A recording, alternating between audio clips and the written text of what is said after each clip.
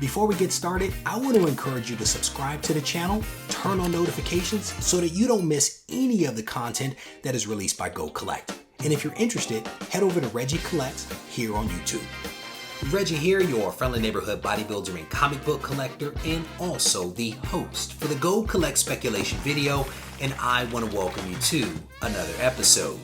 This is a very interesting episode, and I say that because there is a blog post in here that I was not interested in reading at all until I realized that the post contains a couple of books that I actually have in my collection, books that I completely overlooked, books that you might have in your collection that you too have overlooked, but we need to take a closer look at because this might be a future spec opportunity. There's another blog post in here that we're going to talk about that actually provides us with a fantastic methodology for identifying great investment opportunities. And I honestly wish that I had come up with the methodology. That's how good it is. My point here is that this episode contains some fantastic content that I think you're going to be interested in. If you haven't already hit the like button, I want to encourage you to go ahead and do it right now because this one is going to be good. Stay tuned. Our Manga Reprints, the next spec opportunity, is essentially the title of the first blog post. And this is the post that I was not interested in reading because I am not a fan of manga, just to be honest, and maybe you are, and that's actually okay.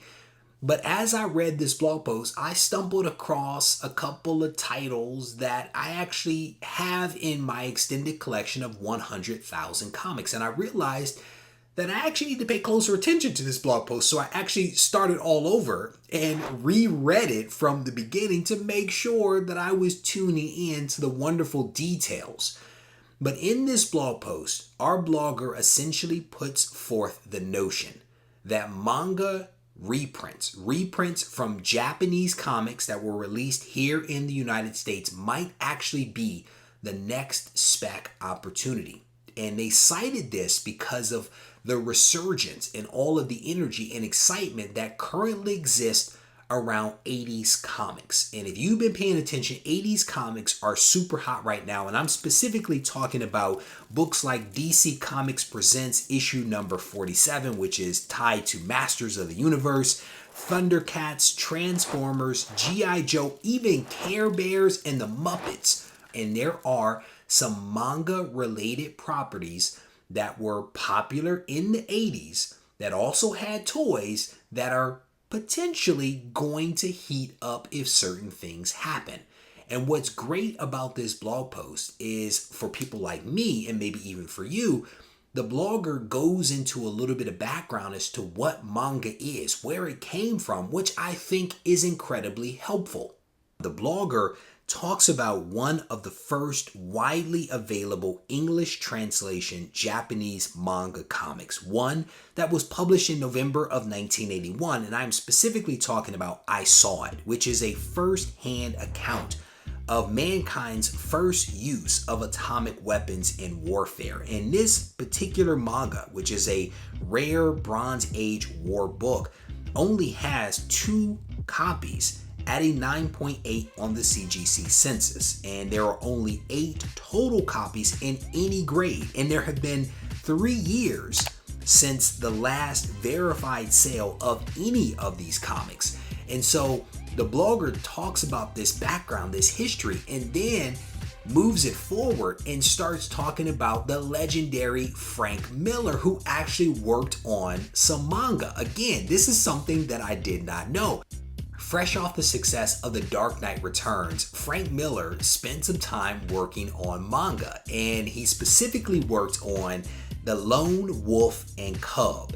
And this is the first American adaptation of Japanese manga that was printed in the standard comic book format released in the United States through First Comics in April of 1987. And the first few issues actually featured cover art from Frank Miller, along with some new introductions for the new format that was released here in the States. And at present, there are fewer than 200 graded copies of issue number 1 of The Lone Wolf and Cub on the CGC census, and only 26 of issue number 2. And for some of the subsequent issues, there are actually no graded copies at all, which again represents potentially a great opportunity because these books are out there. And I say that because I actually have them in my collection and I completely overlooked them. The blogger goes on to talk about Dragon Ball Z, which is the second series that was released, and highlights the fact that this potentially is a series that you want to track down if you can find it in high-grade copies, primarily because these books are overlooked like many of the other manga books, but specifically this series actually has key first appearances of prominent characters, and if something actually does happen with Dragon Ball Z, there could be some great opportunities here. The blogger goes on to talk about a few other manga related series that you may want to check for in your bins as well. This is an incredibly well written and detailed blog post. I encourage you to check it out. It is linked down in the description. I'm going to be completely honest. Blogger Dome is incredible. And if you don't know what Blogger Dome is, that is actually okay because I'm going to give you a download. Blogger Dome is an ongoing series that is available on GoCollect.com. And this is essentially where two bloggers take opposing points of view on a topic, whatever that topic is, and they go back and forth and they debate it. This specific Blogger Dome that I just finished reading is incredibly well done. We have two really talented bloggers that are taking opposing views on two books, one Marvel and one DC. The bloggers are Patrick and Ryan, and the books are The Brave and the Bold, issue number 28, the first appearance of the Justice League America, and on the other side, Avengers 1, which is the first appearance of the Avengers. And these two bloggers just go at it. And I'm not going to leave you hanging because I actually am going to talk a little bit about what stood out to me from this blog post. And it actually starts with round 1. In round 1, Patrick makes a pretty solid argument about The Brave and the Bold, and specifically the Justice League, and how they had this cartoon that basically ran for 9 seasons from 1973 to 1985, and how influential this cartoon was for children that watched it back in the day. And then Ryan just comes out of nowhere. He comes out of nowhere and he's like, it is not about cartoons, it is about the comics. And he actually states here, who needs a TV show when you have Lee, Kirby, and Ayers? That's right, Stan Lee, Jack Kirby, and Dick Ayers are the 3 superhero folks, creators that actually came together to form the Avengers in 1962, and they actually did so with misfit toys. They did so with not so popular characters, unlike what we see in The Brave and the Bolds with literally the superstars of DC. And this actually forms the basis of like the ongoing debate and argument between these two.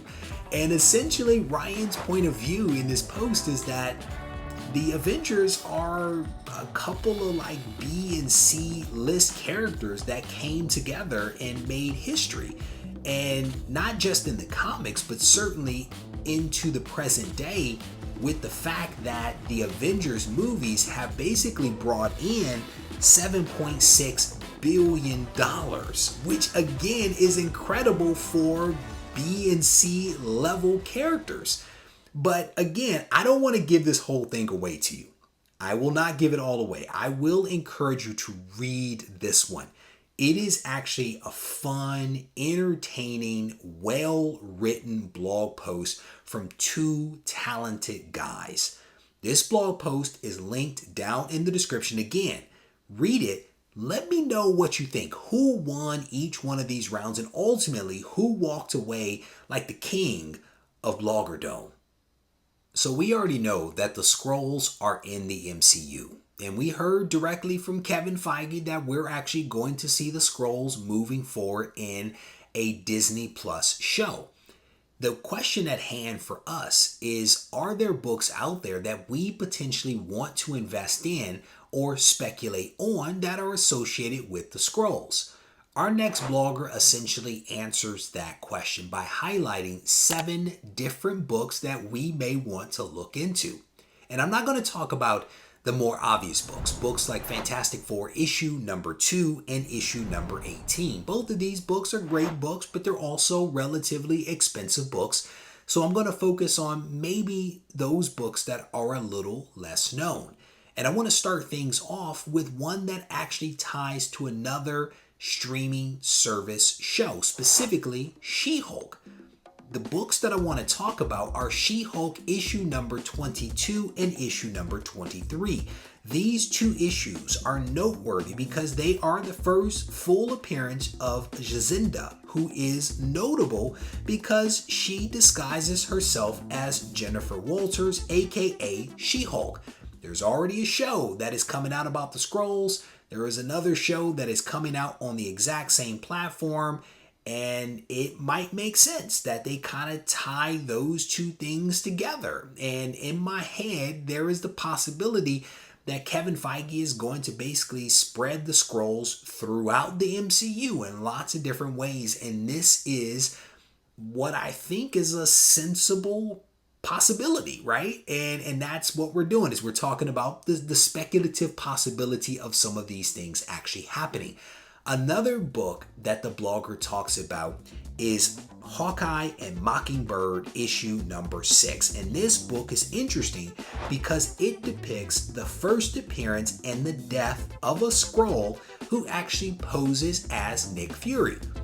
Nick Fury had someone posing as him. Like, it's great. We have in the WandaVision show, we have Monica Rambeau going into space to meet Nick Fury. What would happen if she happened to be meeting the Skrull posing as Nick Fury? It could happen. Another book that the blogger talks about is associated with Thor, and this has relevance potentially with the Thor movie that is going to be coming out. And we are specifically talking about Thor Secret Invasion issue number 2. This book features the first appearance of Godkiller, who is a super Skrull that was specifically created to do battle with Thor. And so there is a possibility that this super Skrull could appear in the Thor movie that is going to be released. I'm not going to talk about the other books that the blogger talks about because I do want to encourage you to read this blog post. It is a good one, and there are some awesome books that are actually highlighted here. Check it out. It is linked down in the description. This next blog post is incredibly smart. It is incredibly smart and incredibly well written and researched. On the channel, we have spent some time talking about the values of first appearances of really popular characters. And we've spoken about the fact that values have skyrocketed in many cases. If you read the blog post, if you look at the data on GoCollect, you know this to be true. And in subsequent blog posts, we've had people suggest that second appearances of popular characters might represent some great buying opportunities, which is great. This blogger actually takes it a step further and actually does an analysis of 32 popular characters that have appeared or will appear in the MCU or on the streaming service, and basically does an analysis of their first appearance and their second appearance. And essentially what the blogger does is that they look at those 2 appearances, They look at 2 grades within each one. They look at a 9.2, they look at a 6.0 of the first appearance and the second appearance. And they've come up with some ratios. And the ratios essentially give us a benchmark whereby we can examine if a second appearance is below the ratio value of the first appearance.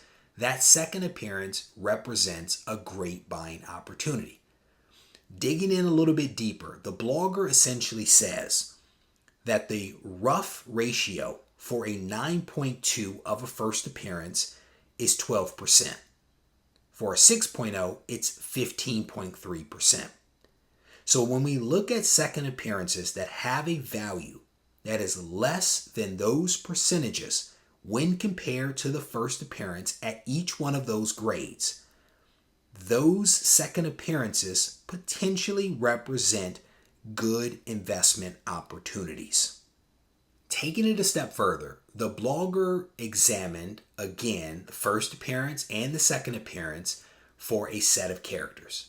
And in the first part of this blog post identifies several second appearance opportunities that meet the criteria and again represent potentially a great investment opportunity.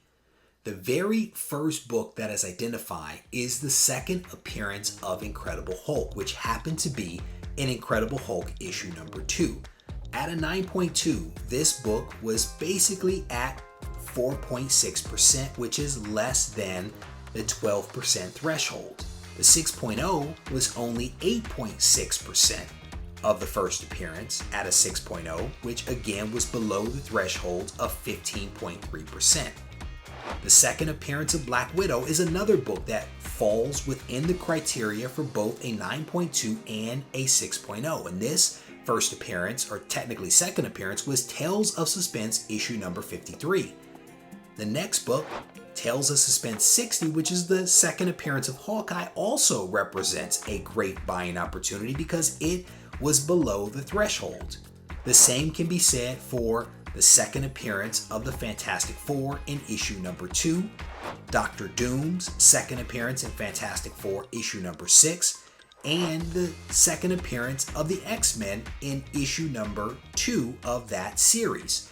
All of these books represent great buying opportunities for those second appearances. The blogger goes on to talk about several other characters, several other books and their second appearances, some of which only made sense at a 9.2, others that made sense at a 6.0, others that did not make sense at all because the values of those second appearances have increased so much that they were above the ratio threshold that we mentioned earlier. Again, this is a well done blog post that I encourage you to check it out. And I say that because it is full of some amazing examples that we might be able to leverage.